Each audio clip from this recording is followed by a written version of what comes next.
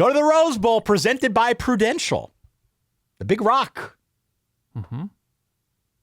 Herbie and Fowler on the call. Is it bad weather in the forecast in the Rose Bowl? I don't know. You're the weatherman here. Oh, Ty. I live in so much bad weather that it all runs together. You just want everybody to have to deal with it too?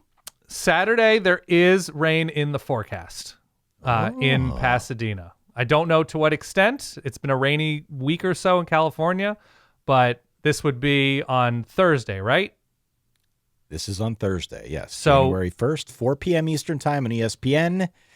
It is number 9, the Alabama Crimson Tide versus number 1, the Indiana Hoosiers. They are favored by 7.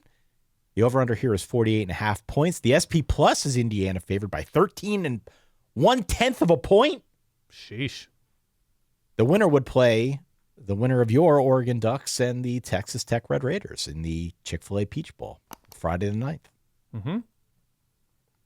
87% chance or 87% coverage, whatever, of precipitation at kickoff for this one. Ooh, earlier kickoff, too? They moved it up to 4? Mm-hmm. It was a big deal because of the sunset or whatever. We need it. What a full circle moment for these coaches. For sure. You got Kurt Cignetti, who used to be an assistant at Alabama under Nick Saban, and Kalen DeBoer, who used to be an offensive coordinator at Indiana. And then we got the fan base side of it, which is an Indiana team that's historically been one of the worst in college football, but is somehow now the number 1 overall seed against Alabama, ever the blue blood, who was basically one of the last 2 in the field. Yep. What a tangled web this sport weaves. It's great. I'm going to ask you a question to start off our little capsule here. Do you have your Arnold sounds? I'm going to ask you a question. Isn't that from Kindergarten Cop? I know your sounds are all messed up. I'm sorry for putting you on the spot. They screwed me over something fierce with this soundboard app that I use in the iPad. I'll just play this in its stead. Diarrhea. There it is. Thank you. There's a sound. I'm going to ask one question of you to start this off. The mainstream school of thought with this matchup, immediately after Alabama won the last game, the overwhelming sentiment was that Indiana is going to win handily because they're better coached and they're more well-rounded.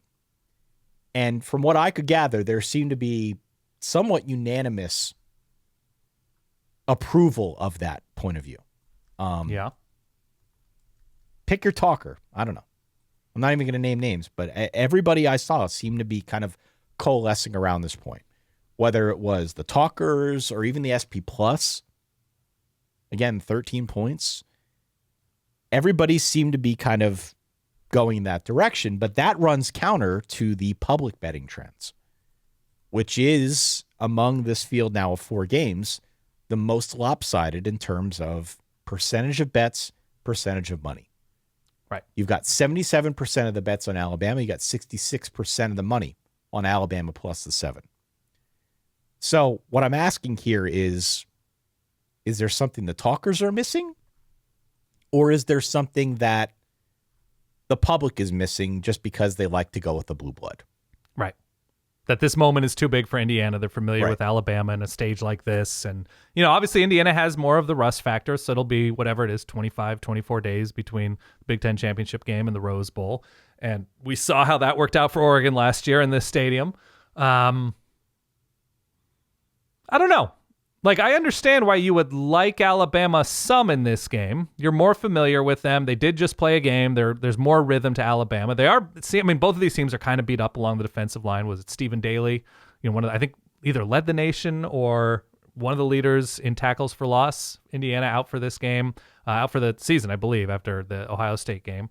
Right. And Alabama has been down, Tim Keenan, LT Overton, guys like that, big contributors, but the Alabama defensive line in that second half against Oklahoma, especially against the pass, really came to play.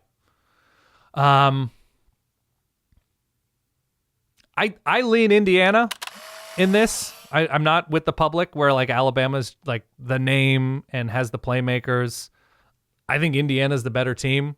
I think they have more ways to win. I think they can win ugly. I think they can win in a shootout. I think they have the better quarterback. I think in terms of offensive rhythm, I think they're in a better place than where Alabama's been against the better teams. This back half of the schedule, They can run the ball. They can throw the ball. They can protect. Strategically, they're in a really good place. They're super well coached, whereas Alabama is sort of catch as catch can. I didn't like how they came out against Oklahoma in terms of how prepared they were or lack thereof. I just think Indiana's a more buttoned up team. I think Indiana has just been a killer, and Alabama has struggled. And they had a great second half against Oklahoma, but the way they came out in that game still concerns me and gives me pause. I don't know. It would just be such a shocker if Indiana was not ready for this game, even with the extended layoff. I think the hallmark of this team is just the effort and the execution and how well coached they are. And so it just does not seem like an Indiana thing at this point, as strange as it is to say. Yeah, I know. That Indiana is a team that is unprepared for a game like this after what they showed against Ohio State, what they showed against Oregon flying to the West Coast earlier on in the season. The rust is real. It's been a whirlwind few weeks. Fernando Mendoza winning the Heisman. It's just a very different time for Indiana football. This is a new stage for this program. I mean, they were in the playoff last year, but it was a road game in state. It's a different deal when you're in Pasadena and you're going through, all the press and all the hoopla. You know what? It is, but it isn't. Because okay. I think you could, I thought about this a lot. I think you can make the case that the big stage was the Big Ten championship against Ohio State. Again, also in state though, right? In state, but to me, just in terms of significance, of course, winning a playoff game, moving on, having a shot at a national championship, that's a whole other echelon. Yeah. But in terms of true symbolism, relative to where Indiana has been, beating Ohio State, I don't care where that game was. You could play that game on Mars for all I care.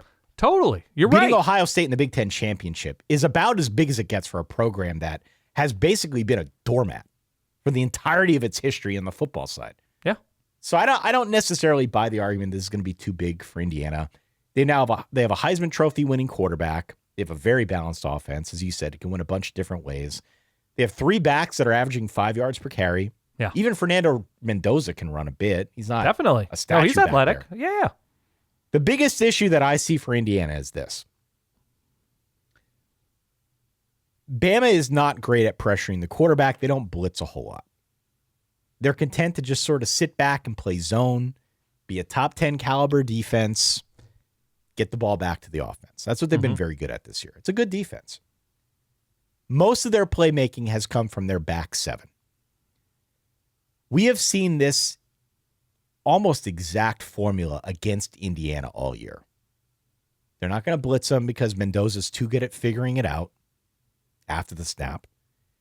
And so how do you stop that? How do you stop Indiana when you're not necessarily going to bring everything at them? I have a real question about red zone. This is a very good Alabama red zone defense. They're going to go out there. They're going to play bend, don't break. They're going to force a lot of short stuff underneath. They're going to make Indiana be super efficient to beat them. Alabama needs to force 3s instead of 6s. And that's the formula that I think we're going to see here. And so I say, yes, this is the big issue for Indiana. I mean, Indiana's been a very good red zone offense in their own right. But I just expect we're going to see 2 versions of the Alabama defense. We're going to see one between the 20s and then another once they get down into the red zone. I think Indiana's going to have a lot of success nickel and diming their way down the field. Right. But I am watching for the red zone. Watch for the red zone. It's true in every game. I think it is especially true in this one if Alabama wants to have any kind of chance here. Yeah. Now, the whole idea goes up in smoke if Indiana starts ripping off big runs, connects some big passing plays or anything like that. But I expect Alabama to play a lot of bend, don't break, and to tighten up, especially doubly so, once they get down inside the red zone. And this is where we're going to need to see what Indiana is made out of. Can Indiana continue to convert? Maybe it's the stage, maybe it's the weather, maybe it's just, I don't know. Right. But can Indiana continue that trend of being a very good red zone offense against a very good red zone defense that I think is going to be ready to batten the hatches and force those field goals at all cost? Yeah, I would expect to see some of Fernando Mendoza's legs in the red zone too, used as a weapon. I think so. I think we should. I absolutely think that's something they should do. I'm curious to see. and this again goes back to the Winter Wonders thing. Who on Indiana, especially in the red zone, as you mentioned, who on Indiana at receiver, at tight end, whatever, can force the issue, can win 50-50 balls in the corner of the end zone, right? Like, they obviously made plays against Ohio State.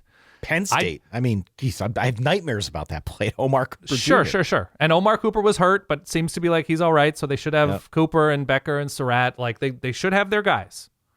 But if there was anything we saw last year in the playoff, different team. I'm only using this as a half example. This is not a full thing. It's they didn't have those guys against Notre Dame perform and force the issue. Right. Different quarterback, different team, so much different. Better team. Much better team. This year is a better team, yes. So I'm just curious who that guy is to force the issue against the talent on Alabama. And honestly, you can very easily say the same thing on the flip side.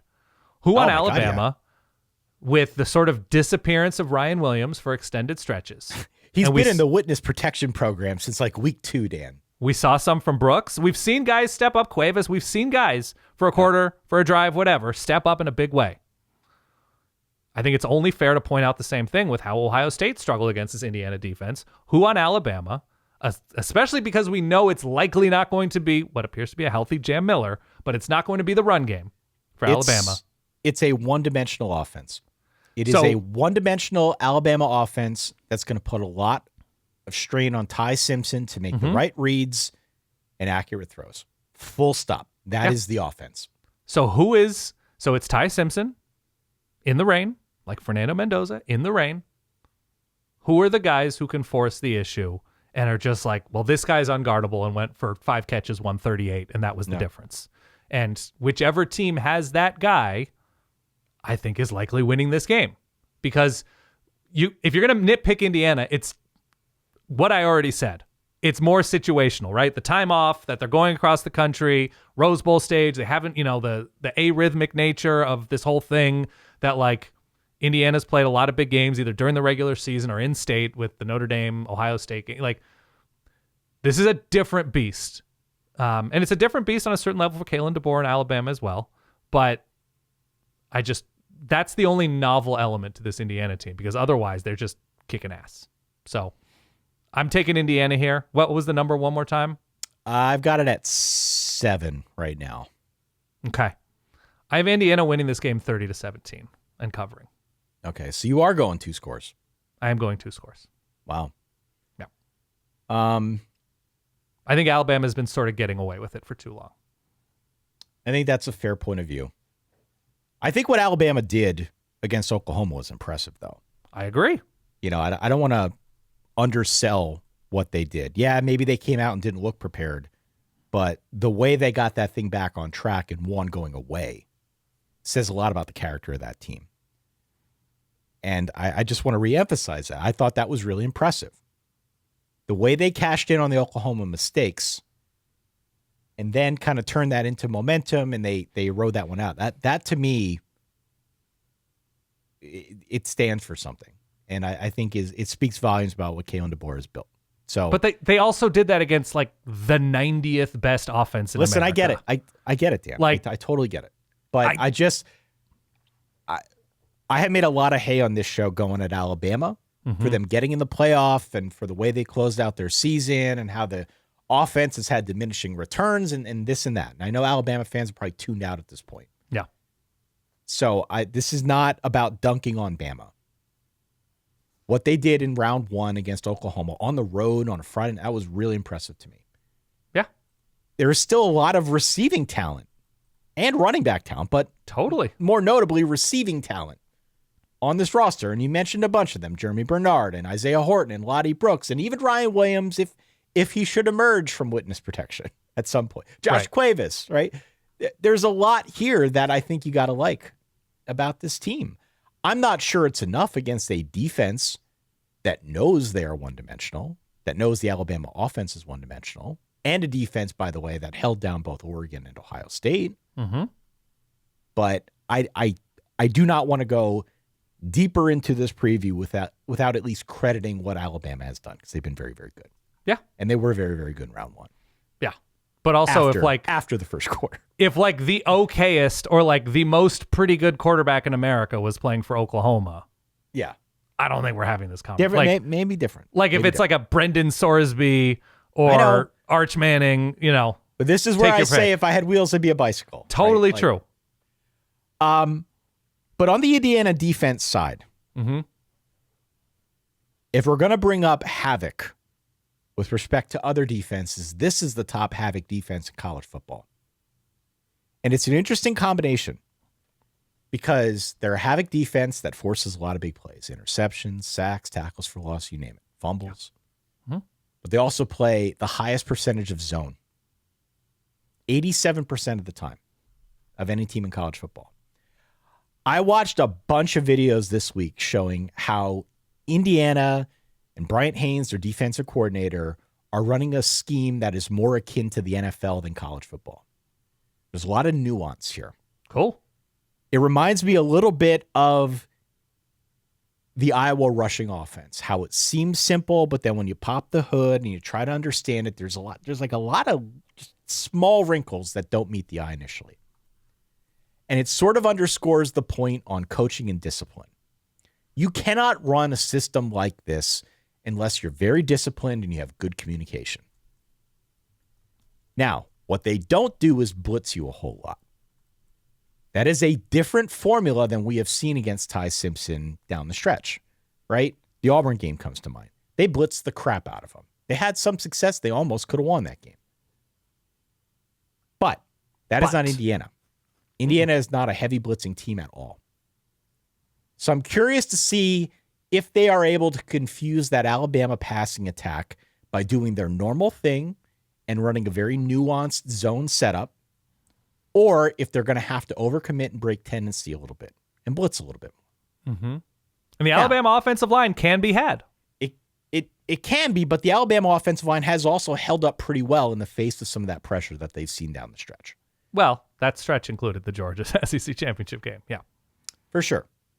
So I am very curious to see what Indiana's defense looks like. Are they able to get pressure on Ty Simpson? By the way, when I say the normal thing, I got air quotes going here, it's the 17th best pressure rate in the country in terms of their defense. So they get pressure without blitzing. But they're playing this game on the field, Ty, not on paper. On the field.